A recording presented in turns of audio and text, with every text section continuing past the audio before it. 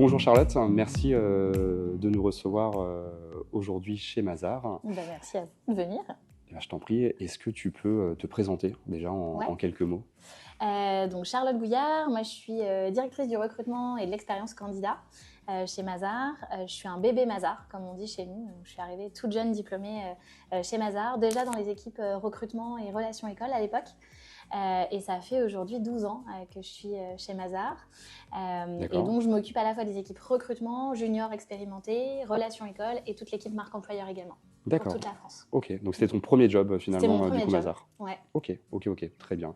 Est-ce que globalement tu peux aussi nous présenter un petit peu Mazars, société qu'on connaît, on va dire de nom très souvent, mais pas forcément du coup au niveau de l'activité? Ouais, donc Mazars c'est une société d'audit, d'expertise comptable, de conseil et aussi de fiscalité, de droit et juridique. C'est une société française d'origine puisqu'on est né à Rouen. Donc créé par Robert Mazars. Aujourd'hui, Mazars, c'est en France à peu près 40 bureaux et 1900, un peu plus de 4000 collaborateurs, on va dire, en France. D'accord. On va dire à peu près ici à la Tour, 2000, un peu plus de 2000 collaborateurs ici à la Tour de la Défense. Et puis dans le monde, c'est 90 pays quand même et plus de 44 000 professionnels qui travaillent du coup pour le groupe. Ok. Et globalement, les clients de Mazars, c'est qui? On retrouve de tout. On retrouve bien sûr des clients cotés, des grands comptes, etc. On va retrouver aussi des ETI. En expertise comptable, on va aussi retrouver des petites PME, en local notamment. Donc ça va en effet de coopératives agricoles à éventuellement des clients comme BNP Paribas, AXA qui nous suivent depuis longtemps. Donc des petites structures type PME aujourd'hui, du coup, peuvent travailler effectivement avec Mazars. Tout à fait. Ok, très bien. Est-ce qu'aujourd'hui tu peux nous parler aussi un petit peu de ton rôle et surtout de ton quotidien chez Mazars? Ça ressemble à quoi le quotidien de Charlotte? Alors mon rôle aujourd'hui, donc en tant que directrice du recrutement et de l'expérience candidat, bon déjà ce qui me prend beaucoup de temps c'est le management de l'équipe, bien évidemment, puisque aujourd'hui j'ai un peu plus d'une vingtaine de personnes quand même dans l'équipe recrutement campus et marque employeur au global. Donc bien sûr ça prend du temps, mais c'est aussi beaucoup de gestion de projet. Donc ça c'est hyper important pour nous, au-delà du recrutement et des runs qu'on a en termes de volume de recrutement. On a aussi beaucoup de gestion de projet, on travaille beaucoup avec des outils différents pour nous aider dans notre process de recrutement, notre process de sélection, nos campagnes de marque employeur, etc. Et beaucoup de partenaires externes avec lesquels on travaille. Donc ça c'est beaucoup aussi de relations et de gestion de projet. Beaucoup de réseaux internes, externes, voilà. Et ça c'est mon quotidien aussi. Donc voilà, et puis bien sûr des entretiens. Ça a toujours été mon dada, donc je continue à avoir des candidats, alors plutôt des profils top exécutifs pour le coup, donc plutôt des profils soit associés, soit directeurs de service, soit des senior managers, etc. Mais bon, ça reste ce que je préfère faire, donc en effet, j'ai gardé cette partie opérationnelle que j'aime beaucoup. Très intéressant. Donc tu as 20 personnes du coup à gérer et tu gardes une partie opérationnelle malgré tout sur la partie sélection. Ok, très bien. Et par curiosité, du coup, ça représente quel pourcentage de ton quotidien? Pas beaucoup en réalité, je pense que par semaine, je fais à peu près entre 3 et 4 entretiens par semaine, donc c'est quand même pas beaucoup. C'est déjà pas mal. Mais c'est déjà pas mal, donc ça représente une petite partie. On va dire, aller dans mon quotidien, à peine 10%, quoi. Ok, ça marche. Écoute, merci pour ces infos. Je reviens du coup sur l'entreprise Mazars également. Aujourd'hui, est-ce que tu peux nous expliquer un petit peu ce qui distingue peut-être Mazars de ses concurrents? Il y a plusieurs cabinets de conseil, de gros cabinets de conseil qui existent aujourd'hui sur le marché. Qu'est-ce qui distingue Mazars finalement par rapport aux autres selon toi? Alors il y a plusieurs aspects. Je trouve que pour le coup Mazars a une vraie histoire différenciante à raconter, même si en effet par rapport à nos confrères on va faire exactement les mêmes métiers. C'est des métiers très normés en plus, donc c'est assez réglementé, l'audit, l'expertise comptable, la fiscalité. Bon voilà, c'est des métiers assez réglementés. Donc en vrai ils sont les mêmes quel que soit le cabinet qu'on choisit. Mais par contre Mazars a ce vrai ADN différent. Alors je dirais par sa culture d'entreprise. Bon déjà on est français, donc voilà, ça c'est quelque chose qui est très important. Ça a toujours été une entreprise, je mets des guillemets parce que ça l'est de moins en moins avec le volume, mais une entreprise assez familiale dans le sens des vraies valeurs humaines, une vraie bienveillance où en fait le collaborateur est au centre de tout ce qu'on fait. Notre asset, c'est nos collaborateurs. Donc ça c'est vraiment un mindset de tous les jours avec un management qui est très proche de ses équipes, du feedback continu, le droit à l'erreur, enfin voilà, c'est de l'accompagnement, voilà, du care, voilà, au quotidien. Donc ça c'est très Mazars. malgré les volumes qu'on a aujourd'hui de people. Voilà, ça c'est quelque chose qui nous caractérise beaucoup. Deuxième chose, c'est le côté aussi très challenger sur le marché. On s'est toujours positionné comme ça et ça c'est quelque chose qu'on aime bien. Ça veut dire quoi dans notre quotidien? Ça veut dire en effet plutôt en fait se réinventer tout le temps, ne pas avoir des choses trop standardisées, trop industrialisées, mais être capable d'être très agile dans notre manière de fonctionner. Ça, c'est quelque chose que nous disent beaucoup nos clients, typiquement, que Mazars est capable de faire du sur-mesure et de ne pas appliquer une méthode toute écrite, mais plutôt de faire attention au point d'attention du client et du coup de s'adapter et d'avoir cette agilité. Et ça se transcrit aussi dans le quotidien des collaborateurs en fait, il n'y a pas de parcours de carrière tout tracé. Chacun peut faire un peu à sa sauce, créer son propre parcours. Donc ça, c'est quelque chose qui nous caractérise aussi beaucoup. Et puis le côté un peu aussi innovant, dans le sens où nous, comme on est challenger, on n'a que des parts de marché à gagner. Donc il faut qu'on soit hyper innovant et hyper disruptif un peu dans la manière dont on va adresser les sujets, que ce soit des sujets RH ou des sujets business. Et donc on va aller chercher le truc qui va faire que c'est Mazars qui va remporter le marché ou qui va être pionnier sur ce sujet. Donc ça, c'est des choses qui nous challengent aussi beaucoup dans notre quotidien et qui fait qu'on est un peu différent en effet de nos confrères. Je comprends. Et donc vous vous considérez encore comme un challenger aujourd'hui? Oui, on aime bien en fait cette étiquette. Je pense qu'on la gardera longtemps. On aime bien cette position parce que c'est ce qui nous permet aussi d'être un peu différent, d'être à côté et de faire toujours ce pas de côté et de se l'autoriser, surtout, je dirais. Ouais, ok. Et rappelle-moi, c'est combien de collaborateurs au global, du coup, Mazars? Ouais, c'est plus de 40 000 collaborateurs dans le monde, donc ça fait un peu de monde quand même. Ok, intéressant. On poursuit donc avec l'actualité de Mazars. Est-ce que tu peux nous dire en quelques mots, concrètement, c'est quoi les ambitions de Mazars en 2024? Alors, il y en a un certain nombre. Je dirais qu'il y a un gros enjeu sur les sujets IA data. Particulièrement, nos métiers sont particulièrement en grande transformation. Je pense aux métiers de l'expertise et de l'audit sur lesquels en fait on va pouvoir utiliser toute la technologie data, intelligence artificielle pour automatiser un certain nombre de tâches et du coup se concentrer sur des tâches à forte valeur ajoutée. Donc c'est un peu une transformation de nos métiers, une transformation des profils qu'on va devoir recruter, mais on en parlera peut-être après. Donc il va y avoir pas mal de sujets d'investissement sur des outils, bien sûr de formation des équipes et un peu de transformation de nos business models. Donc ça va être un des premiers enjeux. Deuxième enjeu, je dirais aussi tout le volet RSE et sustainability, sur lequel on est déjà engagé, mais sur lequel on va continuer de manière exponentielle à adresser le sujet auprès de nos clients et en interne.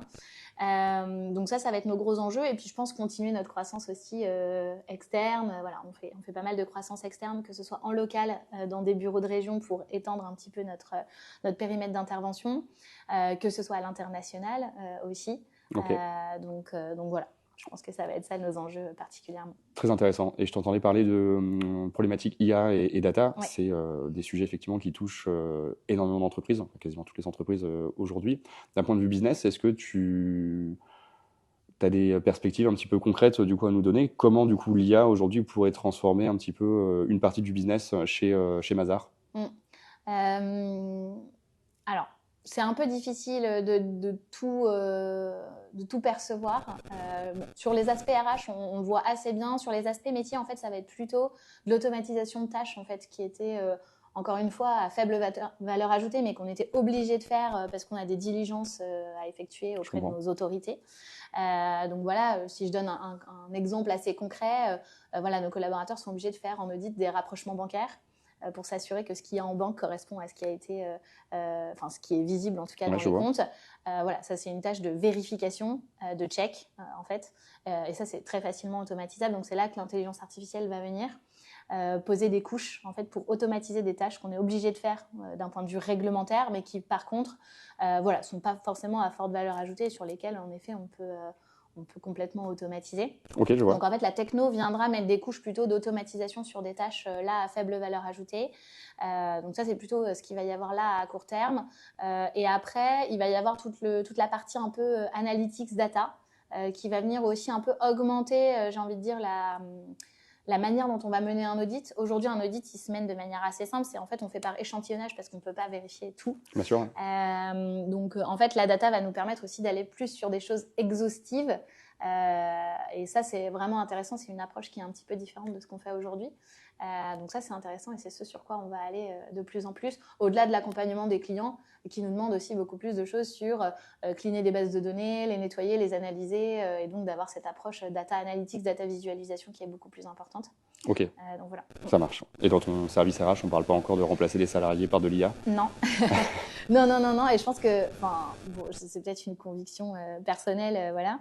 Mais en effet, je pense pas que l'IA remplacera l'humain complètement. Ça transformera nos métiers, c'est sûr. Ça les modifiera. On recrutera pas tout à fait les mêmes profils. Il faudra pas tout à fait les mêmes compétences. Un recruteur d'aujourd'hui sera pas un recruteur, voilà, peut-être dans 10-15 ans, ce sera pas du tout les mêmes tâches et les mêmes compétences qui seront attendues. Donc ça va transformer les métiers. Je pense pas que ça les remplacera. Ok. Donc voilà, moi je suis plutôt humaine. Enfin, j'aime bien que l'humain reste au centre des décisions, notamment dans le recrutement. Je trouve que c'est quand même très important. Tout à fait. Est-ce qu'on peut parler un petit peu du marché américain? Aujourd'hui, Mazars a une actualité et une ambition du coup aux États-Unis.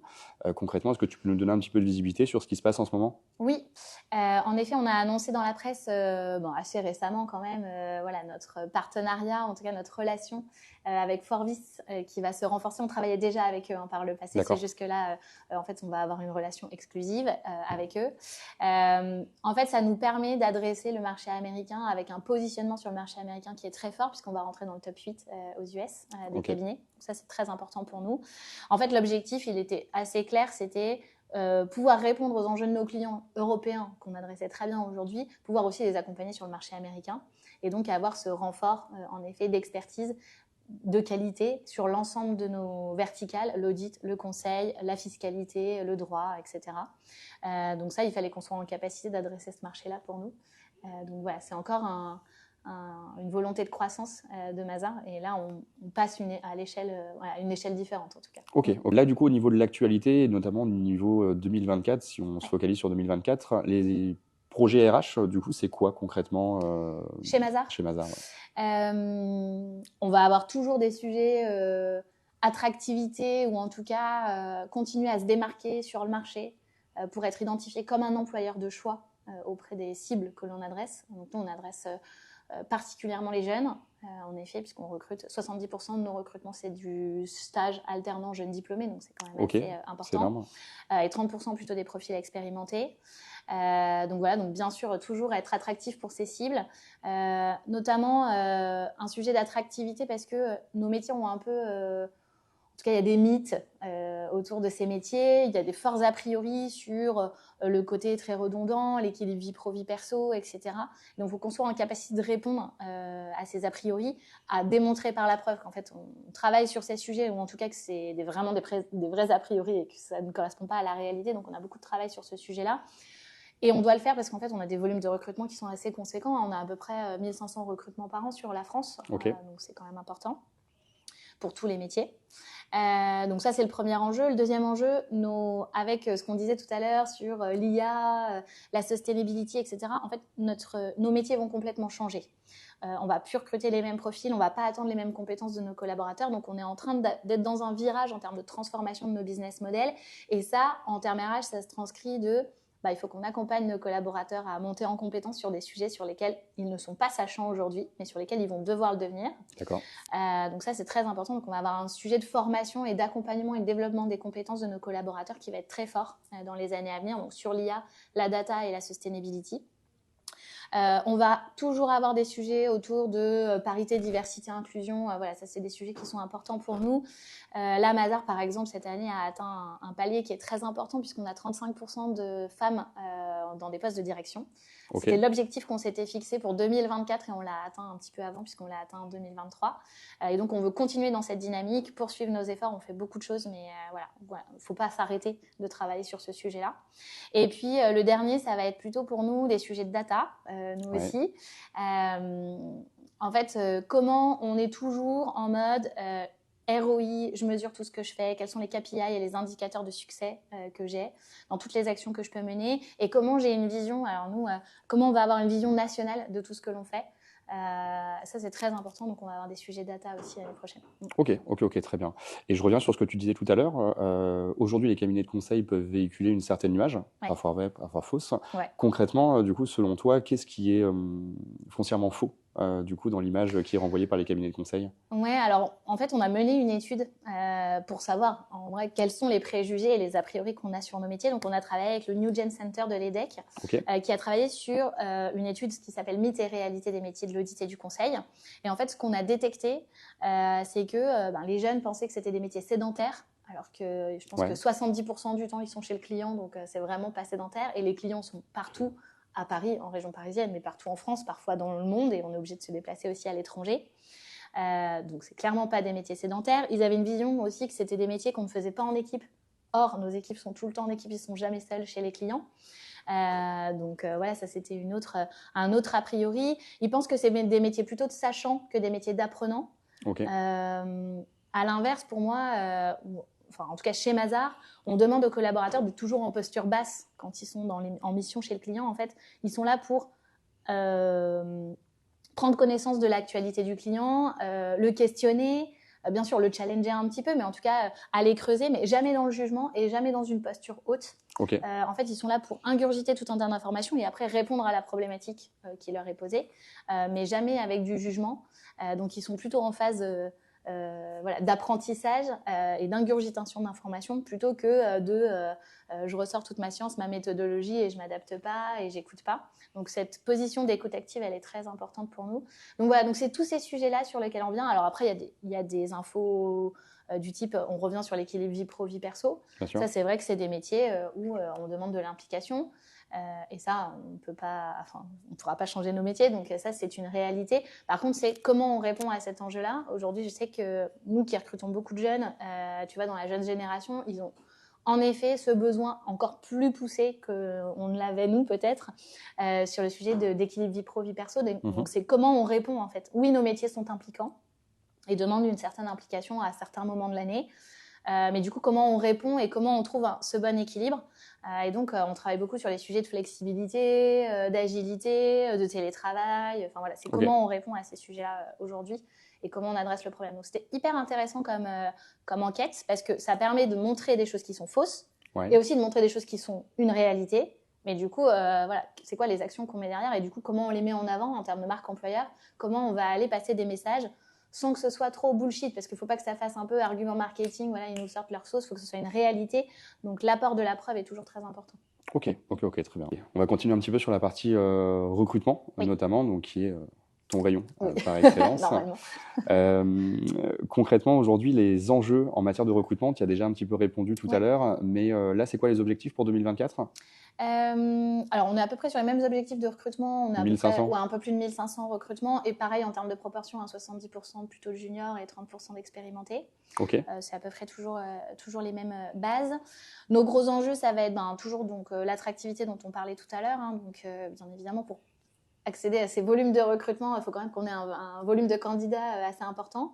Et donc, c'est comment attirer les bons talents au bon moment pour nos différents métiers. Donc ça, on en a déjà un peu parlé.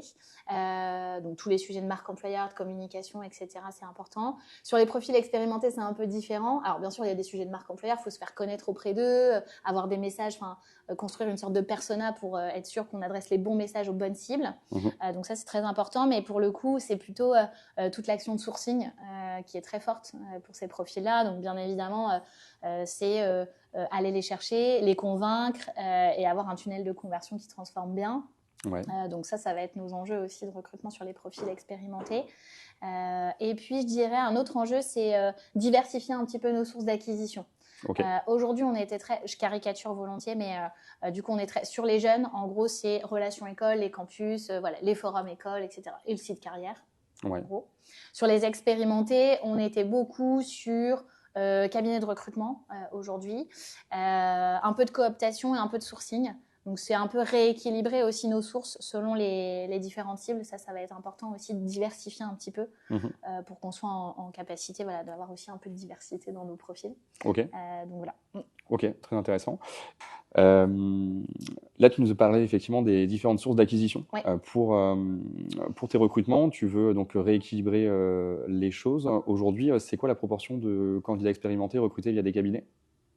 Je dirais 15% à peu près des candidats expérimentés viennent de cabinets. Ok. Et donc le but, c'est peut-être d'en faire un petit peu moins et de pouvoir sourcer en interne les bons profils? Ouais, en fait, on a décidé, nous, Alors, c'est une stratégie qu'on a choisie depuis une bonne année, là, maintenant. En fait, on a internalisé une équipe de sourcing. Très bien. On n'avait pas avant du tout. Enfin, nos chargés de recrutement avaient des possibilités d'aller sourcer. Bien sûr.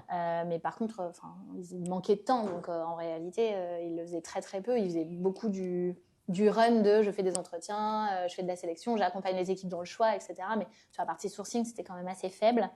Donc là, on a internalisé une équipe de chasse, du coup. Ce qui n'empêche pas de faire appel à des cabinets de recrutement, mais ça va être sur des thématiques très spécifiques. Donc des profils rares, des enjeux volumiques très importants où on va avoir besoin du coup d'un peu d'aide. Ou alors des profils top exécutifs où là aussi on a besoin d'aller chercher des profils un peu spécifiques.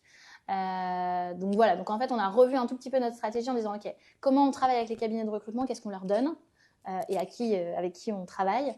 La phase en effet équipe de chasse qui va gérer tous les, on va dire le middle management, donc des profils plus seniors, managers où on sait qu'on a un vivier de candidats beaucoup plus grand, où on est identifié et donc du coup voilà, ça va être plus facile pour nous aussi d'aller les chercher.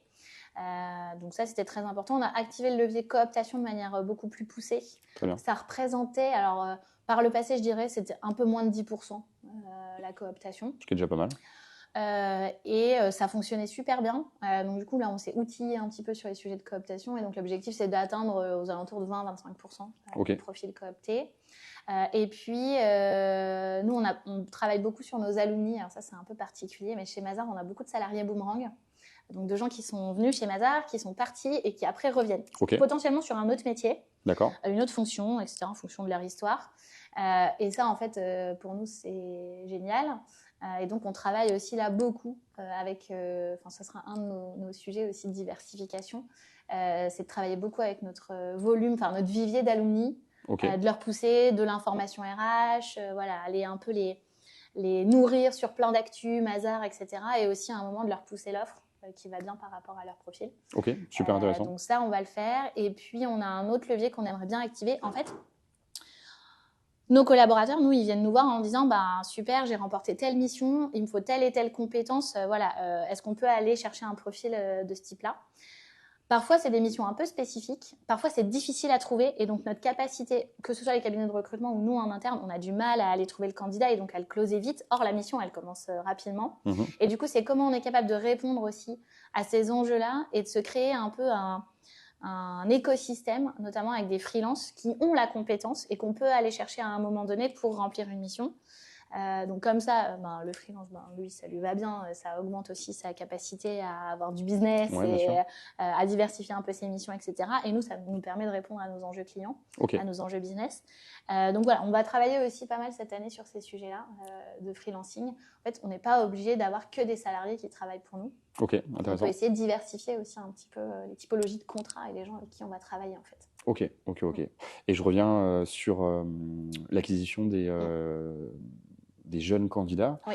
Aujourd'hui, petite question, Mazars du coup cible seulement une sélection très spécifique d'écoles ou finalement, peu importe l'école d'où on vient, si on a fait un master, on peut envisager de venir travailler chez Mazars? En réalité, bien sûr, on travaille avec des écoles spécifiquement avec lesquelles on a des relations historiques depuis longtemps, mais ce n'est pas notre seul vivier de recrutement, bien heureusement. Déjà parce qu'on a une diversité de métiers assez importante et de plus en plus importante avec le temps. Donc, on ne recrute plus que des auditeurs et des experts comptables. On recrute des consultants qui font, par exemple, on recrute des consultants en santé publique. Donc, c'est des écoles spécifiques, type des écoles de directeurs, des écoles qui forment à des directeurs d'EHPAD, ce genre de choses. Des gens qui ont fait pharmacie, des gens qui ont fait médecine. Enfin, c'est des profils totalement différents. Pareil, on fait des choses en effet sur la data, l'intelligence artificielle, où là, on va aller chercher des profils très tech, plus autodidactes, plus qui passent des certifications, etc. Donc, ce ne sera pas forcément des profils type ingénieur, bac plus 5, Je de vois. telle école d'ingénieur. Donc, en fait, la diversification de nos métiers fait qu'on s'adresse à des cibles très variées. Aujourd'hui, on a à peu près 30% d'universitaires, je dirais, 20 à 25% d'ingénieurs et le reste de commerce, quoi, d'écoles de commerce. Ok, On reste ok. sur du bac plus 5. Ça, c'est vrai que c'est une vraie... chez Mazars, on a toujours été plutôt sur du bac plus 5. Et c'est la réalité des cabinets d'audit et de conseil. Hein, Ouais. voilà. Par contre, en termes de... On est très éclectique dans les profils qu'on va adresser. Ok. Et question assez spécifique, est-ce que selon toi, aujourd'hui, en 2024, il existe encore des leviers insoupçonnés, du coup, pour faire du recrutement, des leviers qu'on n'a pas l'habitude d'actionner? Ouais. Est-ce que tu en vois certains? J'en ai parlé un petit peu tout à l'heure. Les alumni et les freelances, moi, je trouve que c'est pas assez utilisé. Et ça peut permettre de répondre à des besoins de recrutement et c'est facilement activable. Un alumni... voilà, il connaît déjà Mazars, il connaît déjà sa société.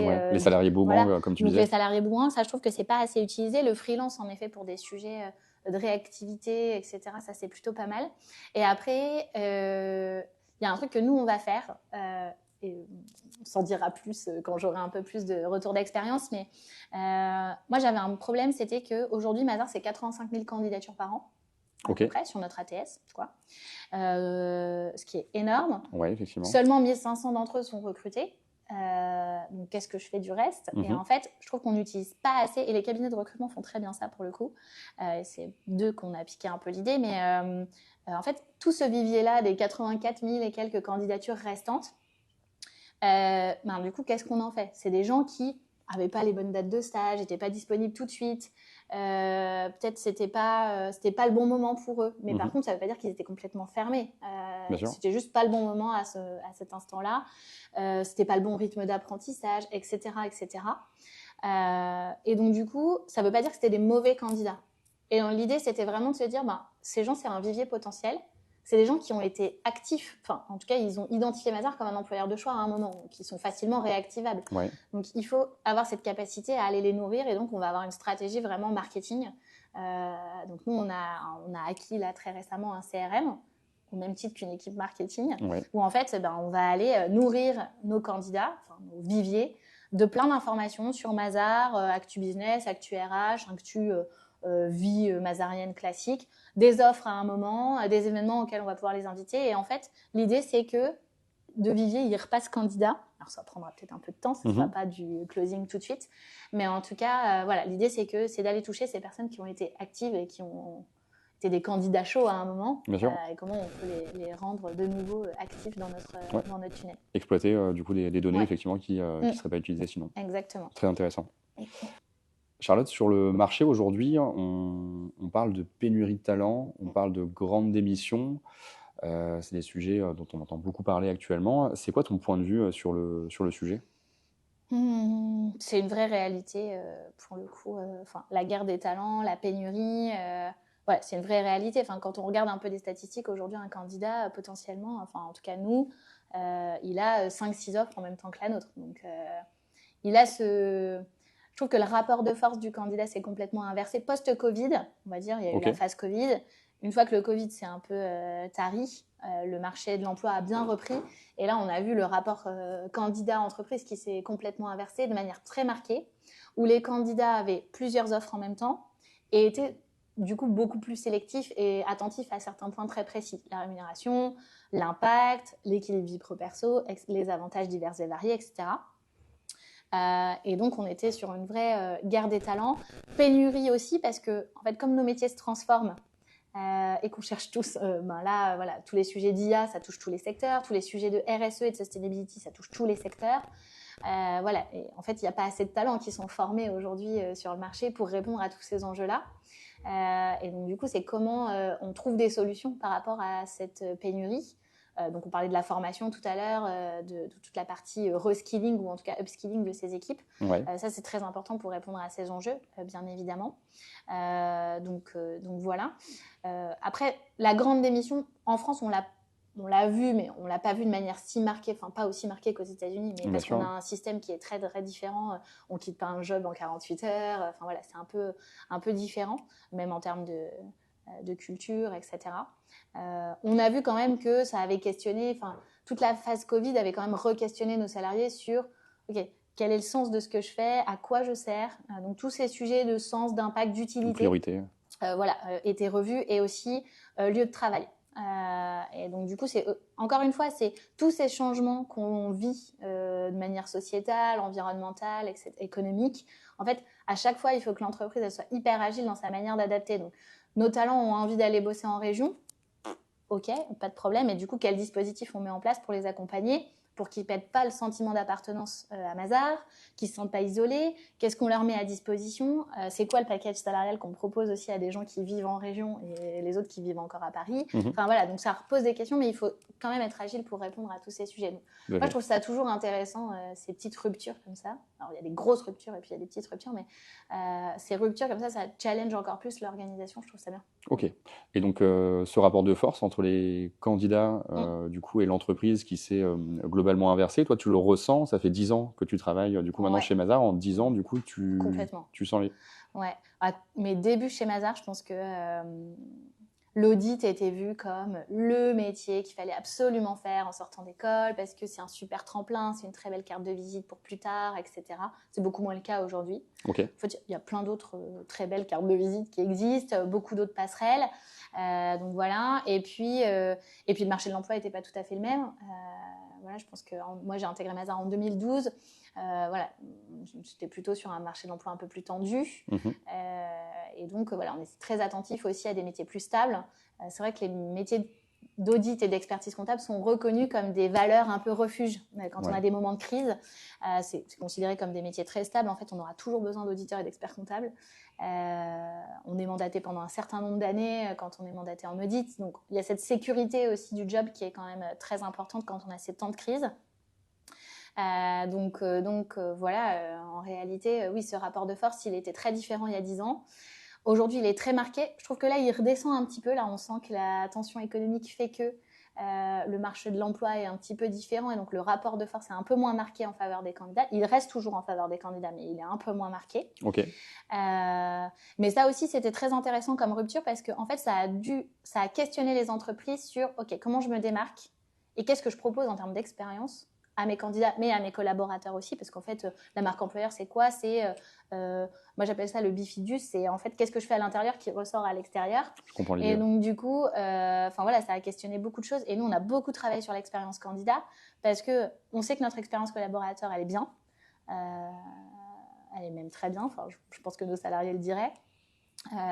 Mais comment je fais vivre ça à mes candidats pour qu'ils le ressentent dès le début, le process en fait, de recrutement. Et qu'il n'y ait pas de différence entre ce que je dis en marque employeur, l'expérience du process de recrutement qui peut être un peu pas top, longue, des process un peu trop classiques, etc. Et après l'expérience collab qui est super. Okay. Donc il fallait vraiment que tout soit aligné. Donc nous, on a beaucoup travaillé sur ça. Donc là encore, ça nous pousse un petit peu dans nos retranchements. Et donc ça, c'est très bien. Mais voilà. Ok. Et donc, tu me disais effectivement, donc, rapport de force qui s'est inversé. Est-ce que toi, tu observes des comportements différents chez les candidats, pardon? Tu as noté des choses particulières ou Alors, j'ai noté des changements plutôt dans les questions qu'ils vont avoir dans l'entretien, des choses auxquelles ils vont prêter attention particulièrement. On va parler de rémunération beaucoup plus tôt. Déjà, dans le processus. Ils vont avoir beaucoup de questions sur les sujets de qualité de vie au travail, enfin, télétravail, flexibilité, lieu de travail, etc. Ça, c'est des choses qui vont revenir beaucoup plus que par le passé. Donc ça, c'est des questions qui reviennent beaucoup plus qu'il y a 10 ans, typiquement. C'est beaucoup plus assumé, finalement, du coup, aujourd'hui. C'est beaucoup plus assumé, et c'est très bien. Enfin, voilà, il y a un moment, il faut qu'on s'en parle. Donc, on s'en parle au deuxième entretien ou au moment de la propale, je comprends. C'est pareil.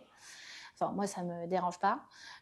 Donc voilà. Après, on sent aussi qu'ils prennent plus le temps de la réflexion. Donc, par le passé, je me souviens à mon époque, quand on faisait une proposition d'embauche, je pense que le candidat, il ne faisait pas toujours une réponse dans la journée, mais en tout cas, on avait peut-être 2 ou 3 jours, temps de latence, le temps qu'il en parle à sa famille, à son entourage, qu'il fasse le pour et le contre, etc. Là, aujourd'hui, on est plutôt de l'ordre de 2 semaines, où il demande en effet un temps de réflexion qui est beaucoup plus long. Et il faut avoir des arguments beaucoup plus poussés. Donc en fait, notre posture de recruteur il y a 10 ans, c'était plus à toi de me convaincre. Là, on est beaucoup plus dans ok, à toi de me convaincre, mais à moi aussi de te convaincre. Et là, on est beaucoup plus dans un échange un peu. La posture du recruteur, elle a beaucoup changé de ce fait-là. Je trouve qu'on doit être beaucoup plus sales en fait, dans notre Ouais, manière de fonctionner. Et à nous de dire aussi en entretien, on doit pitcher Mazars, ses forces, on doit détecter les leviers de motivation du candidat pour utiliser le bon argument au bon moment. Enfin, voilà, donc c'est toute une technique un peu différente. Donc voilà, donc ouais, il y a eu un petit changement quand même. Ok. Je vois très bien le parallèle effectivement avec la dynamic sales pour le coup. Donc le métier de recruteur effectivement change fondamentalement. Charlotte, est-ce qu'on peut parler aussi un petit peu de la partie RSE aujourd'hui chez Mazars? Ça se traduit comment? Alors ça se traduit sur 2 leviers en réalité. Bien sûr, un volet externe pour nos clients. Donc en fait, il y a pas mal de réglementations qui sont tombées récemment pour que les entreprises publient des rapports extra-financiers systématiquement dorénavant. Et donc ça, Mazars était tout à fait prêt, en tout cas c'est dans son rôle, d'accompagner la mise en place des indicateurs, le suivi et le contrôle des indicateurs mis en place et la publication de rapports extra-financiers. Donc ça, en effet, c'est quelque chose qui était assez naturel pour nous d'accompagner en termes de business. On a tout le volet conseil, bien évidemment, parce qu'avant de faire des rapports, il faut quand même mettre en place des choses. Et donc les clients nous demandent beaucoup aussi en fait, qu'est-ce que je fais pour réduire mon empreinte carbone? C'est quoi les bonnes initiatives? Comment je le mesure au quotidien pour voir que ça baisse et pour le montrer dans ces rapports extra-financiers? Donc, on a tous ces sujets-là qu'on se doit d'adresser. Donc, en termes de business, pour le coup, c'est à la fois sur une partie conseil, mise en place d'indicateurs, les solutions à mettre en place pour décarboner, etc. Et la partie audit, où là, on vient contrôler ce qui a été fait et du coup, les publier aux yeux de tous sur un rapport extra-financier. Donc ça, c'est très important dans notre business. Et puis après, il y a tout le volet interne. C'est que, en fait, quand on va chez nos clients pour leur dire il faut faire ça, telle bonne pratique, etc., si nous-mêmes, on n'est pas exemplaires sur ces sujets, bien sûr. Du coup, ça n'a pas de sens. Donc, on a aussi tout un travail interne sur comment, en effet, les économies d'énergie, le papier, voilà, des bâtiments plus verts. Donc, nous, là, vous êtes à La Défense, mais du coup, on part bientôt dans un autre bâtiment à Levallois, où on va déménager en 2025. Et donc, comment ce nouveau bâtiment répond à des enjeux d'économie d'énergie, de côté très vert, comment on accompagne aussi, on a un impact positif sur la société et notre environnement. Donc voilà, on adresse tous ces sujets, mais il faut qu'on soit exemplaire nous-mêmes. Donc on a tous les sujets, on aimerait se faire certifier pour qu'on soit aussi plus exemplaire et qu'on le démontre encore une fois par la preuve. Qu'en effet, ces sujets-là, on les traite aussi en interne. Alors nous, on n'a pas tous les sujets, bien sûr. On n'a pas une industrie polluante. La seule pollution qu'on peut faire, c'est éventuellement prendre des transports pour aller chez nos clients. Ouais. Mais encore, on ne prend pas toujours la voiture ou l'avion. On prend souvent les transports type train, etc. Mais voilà, ça peut être ces sujets-là. Donc, comment on travaille aussi sur la mobilité plus verte. Ça va être ces sujets-là qu'on va adresser. Mais voilà, on doit aussi faire un effet miroir entre ce qu'on raconte à nos clients et les solutions qu'on leur propose et ce que nous, on s'applique. Ok. Charlotte, pour conclure, est-ce que tu peux peut-être partager avec nous une anecdote, un fait un peu hors du commun que tu as pu traverser dans ta carrière RH? Il y en a beaucoup. Hein. En tant que recruteur, on a toujours beaucoup d'anecdotes. On ne tient pas un livre d'or, mais on pourrait. J'en ai plusieurs qui me viennent en tête. La première, c'est des candidats qui en entretien fourchent un peu et du coup, comme ils sont en cours de process chez tous les cabinets de la place, vont dire plutôt un autre nom de cabinet plutôt que Mazars pendant l'entretien à plusieurs reprises. Ça arrive. Ça, c'est marrant, mais voilà, ça arrive. Moi, j'ai un candidat à mes tout débuts chez Mazars. Je trouvais ça un peu particulier. Je l'avais rencontré en entretien. Bon, l'entretien, en effet, je pense qu'il avait senti que l'issue n'était pas forcément positive. Et du coup, il avait fini en se disant je tente le tout pour le tout et j'essaye de repartir avec quelque chose à l'issue de l'entretien. Donc, il m'avait demandé mon numéro de téléphone. Ah oui, d'accord. Voilà. Donc, ça, que j'avais trouvé particulièrement gênant. Et puis, s'il y a des choses qui sont marrantes aussi, alors plutôt sur les CV. Typiquement, il y a un candidat qui nous avait marqué, il avait mis sa photo en filigrane de l'intégralité du CV. Format A4. Format A4. Ouais. Donc un peu en mode transparent pour qu'on arrive quand même à lire le texte. J'avais trouvé ça un peu égocentrique pour le coup, mais effectivement, voilà. Ça mérite d'être original. Merci Charlotte d'avoir pris le temps de nous recevoir aujourd'hui, d'avoir réalisé cette interview et d'avoir répondu à nos questions. Avec plaisir. Qu'est-ce qu'on te souhaite pour cette année 2024 ? Toujours plus de recrutement et voilà, continuer à s'amuser. C'est le plus important. Eh bien, écoute, je te souhaite tout ça, plein de recrutements, des projets RH qui évoluent effectivement dans le bon sens et plein de bonnes choses avec ton équipe. Merci beaucoup en tout cas. Je t'en prie, à bientôt. À très vite.